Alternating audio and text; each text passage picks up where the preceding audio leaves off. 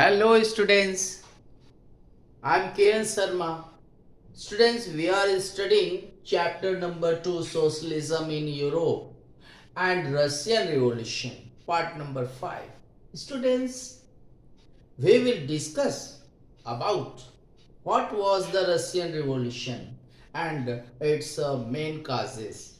Students, the government in Russia was taken over by the socialists through the October Revolution of 1917 and the fall of monarchy in February 1917 in Russia and the event of October Revolution are normally called the Russian Revolution. Students, socialist party के द्वारा या socialist लोगों के द्वारा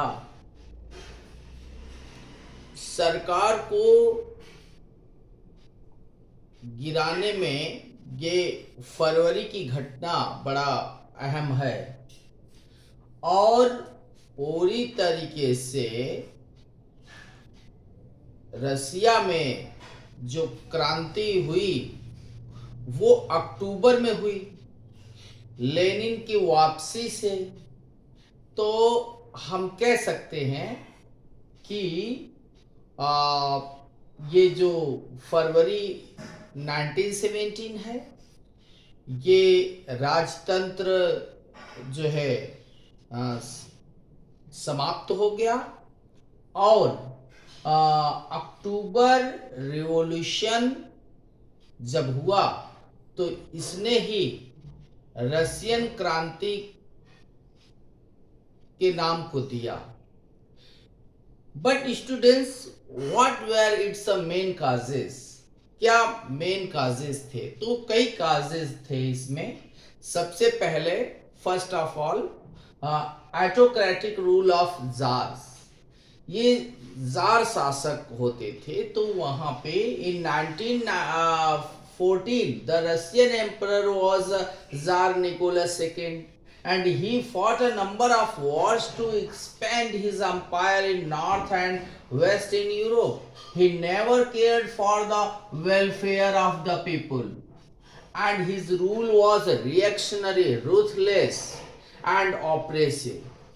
Students, Tsar Nicholas एक बहुत ही autocratic निरंकुश शासक था।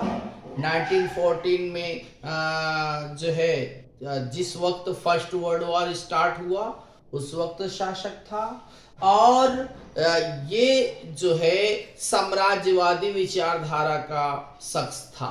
यानी अपने साम्राज्य को, अपने एम्पायर को ये एक्सपेंड करने की इसकी पॉलिसीज थी और इसी के तहत इसने जो है वेस्ट में और नॉर्थ में जो है अपना एक्सपेंडेशन करना स्टार्ट किया। तो ये जनता से इसको कोई लेना देना नहीं था और जो है इसका शासन रिएक्शनरी, प्रतिक्रियावादी, जिसने अगर इसके खिलाफ जरा सा कुछ किया तो ये तुरंत पलट के वार करने वाला रुथलेस, क्रूर, अत्याचारी और दमनकारी शासन था। स्टूडेंट, कंडीशन ऑफ पीजेंट्स, उस वक्त पीजेंट्स की क्या कंडीशन थी? तो you know students, in the country peasants cultivated most of land, ज्यादा से ज्यादा जमीनों पे खेती करते थे but major part of the land was owned by nobles, clergy and these peasants work there on daily basis. तो ज्यादा से ज्यादा जमीनें नोबल्स और क्लर्जी लोगों के पास थी और उस पे ये लोग जो किसान थे वो डेली बेसिस पे काम करते थे। They were paid less and worked more, ज्यादा काम करते थे, पैसे कम पाते थे। And what was the condition of workers? Workers की क्या कंडीशन थी? तो आप जानते हो स्टूडेंट्स की most industry was private property of industries, we have discuss in earlier class. तो यहाँ पे जो इंडस्ट्रीज थी उस पे ज्यादा से ज्यादा जो अधिकार था वो इंडस्ट्रियलिस्ट लोगों का यानी कैपिटलिस्ट लोगों का था although the government supervised factories working hours and wages of the workers, but still rules were broken. Women workers were also paid less than men.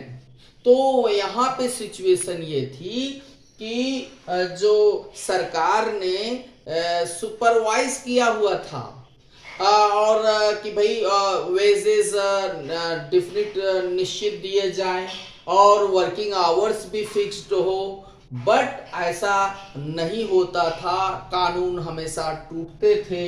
और महिलाओं की कंडीशन तो ये थी कि आदमियों की तुलना में उनको पैसे कम मिलते थे,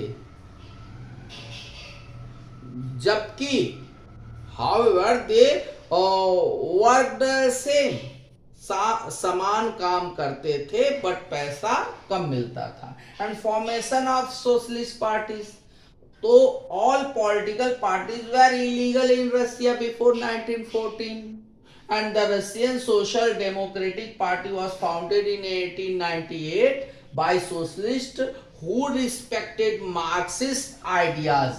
Students, यहाँ पे जो है ये कार्ल मार्क्स के आइडियोलॉजी का रिस्पेक्ट करते थे ये सोशलिस्ट डेमोक्रेटिक वर्कर्स पार्टी के लोग।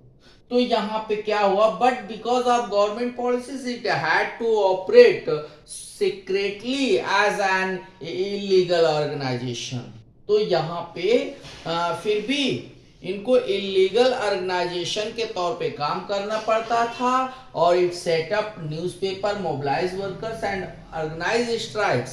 तो ये एक तरीके से इलीगल ऑर्गेनाइजेशन होते हुए भी न्यूज़पेपर्स वगैरह निकालता था और वर्कर्स लोगों को काम के लिए जो है यहाँ वहाँ भेजता था और ऑर्गेनाइज स्ट्राइक्स और स्ट्राइक्स भी ऑर्गेनाइज कराता था। अगर कोई अनसेटिस्फैक्ट्री कंडीशन है तो वहाँ पे वो जो है ऑर्गेनाइज करता था strikes. So I hope you will have understood and enjoyed this class.